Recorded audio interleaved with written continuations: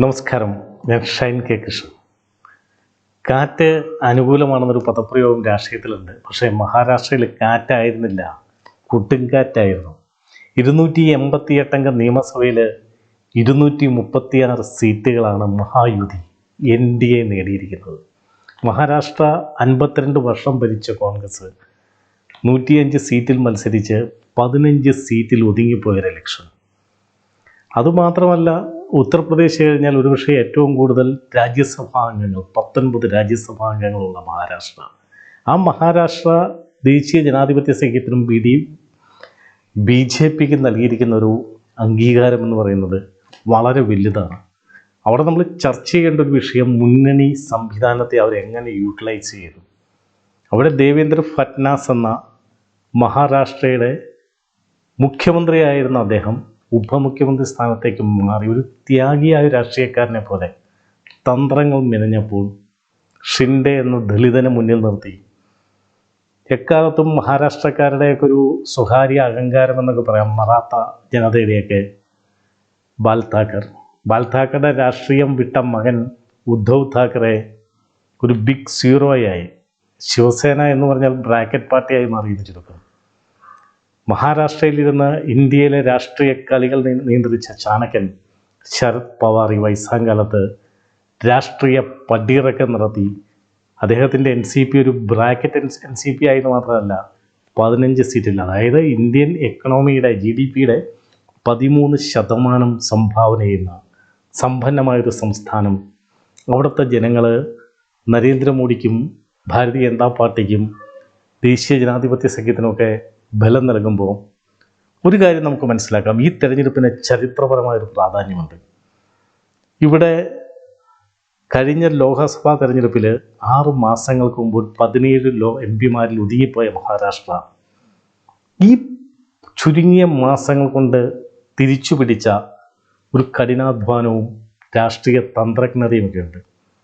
ഒരുപക്ഷെ അമിത്ഷാ നേതൃത്വം നൽകിയ, യോഗി പ്രചരണം നടത്തിയ ആ ഒരു തെരഞ്ഞെടുപ്പിൻ്റെ വിജയം ചരിത്രം പഠിക്കേണ്ടതാണ്.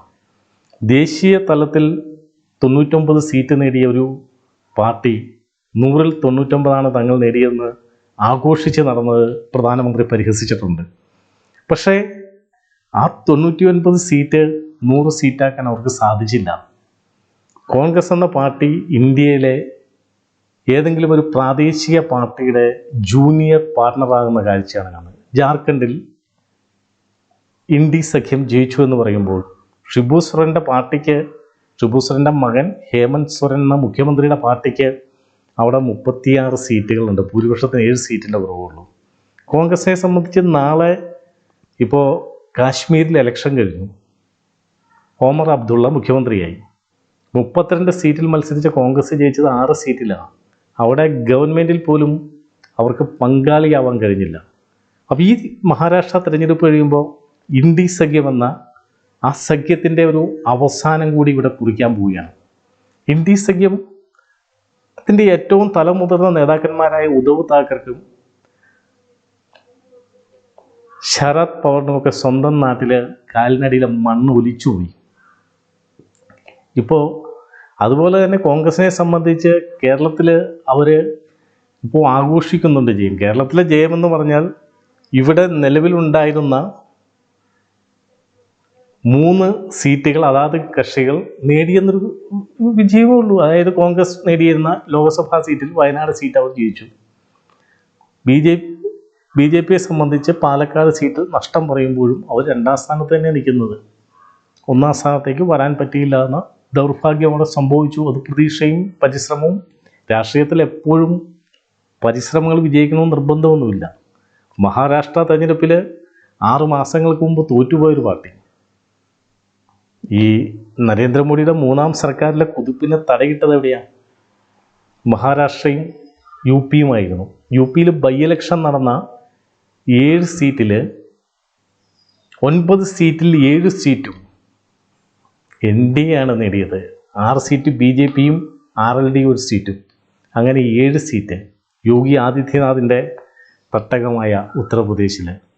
അടുത്ത വർഷം നിയമസഭാ തെരഞ്ഞെടുപ്പ് നടക്കാൻ പോകുന്ന ബീഹാറിൽ 4-ൽ 4, ആസാമിൽ 4-ൽ 4. അതുപോലെ തന്നെ രാജസ്ഥാനിലെ വലിയൊരു മുന്നേറ്റം. 46 നിയമസഭാ സീറ്റുകളിലേക്ക് നടന്ന മത്സരത്തിൽ 20 സീറ്റ് BJP ഒറ്റയ്ക്ക് നേടുകയും 10 സീറ്റ് സഖ്യകക്ഷികൾ നേടുകയും 46-ൽ 30 സീറ്റ് നേടിയ വലിയ മുന്നേറ്റം അവർക്ക് നടത്താൻ കഴിഞ്ഞിട്ടുണ്ട്. അതായത് ഇപ്പം ലോകസഭയിൽ ഫ്രീസറിലിരിക്കുന്ന പല ബില്ലുകളും, അത് വഖഫ് ബില്ലായാലും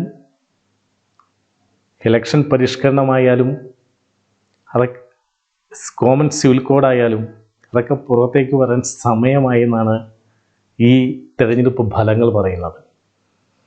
ഇന്ത്യയിലെമ്പാടും നരേന്ദ്രമോദിയുടെ കൈകൾക്ക് ഒരുമിച്ച് നിന്ന് സുരക്ഷിതരാകുന്നൊരവസരത്തിൽ ഈ കൊച്ചു കേരളത്തിലേക്ക് ആ കാറ്റ് തടഞ്ഞു നിർത്തപ്പെടുമെന്ന് നമുക്ക് വിശ്വസിക്കാൻ കഴിയുന്നില്ല. ഇന്ന് പാലക്കാട് നമ്മൾ പരാജയപ്പെട്ടിരിക്കാം. ഒരിക്കലും ജയിക്കാത്ത സീറ്റാണ്. നാളെ ഒരു തെരഞ്ഞെടുപ്പ് വരുമ്പോൾ പാലക്കാട് ഉൾപ്പെടെ നിരവധി സീറ്റുകളിൽ കേരളത്തിൽ ദേശീയ ജനാധിപത്യ സഖ്യത്തിന് വിജയിക്കാൻ കഴിയുന്നൊരു സാഹചര്യത്തിലേക്ക് നമുക്ക് ഒരുമിച്ച് പ്രവർത്തിക്കാനുള്ള ഒരു ഊർജ്ജമായി അത് മാറ്റണം. പരാജയങ്ങൾ വിജയത്തിലേക്കുള്ള ചവിട്ടുപടിയായി മാറ്റണം.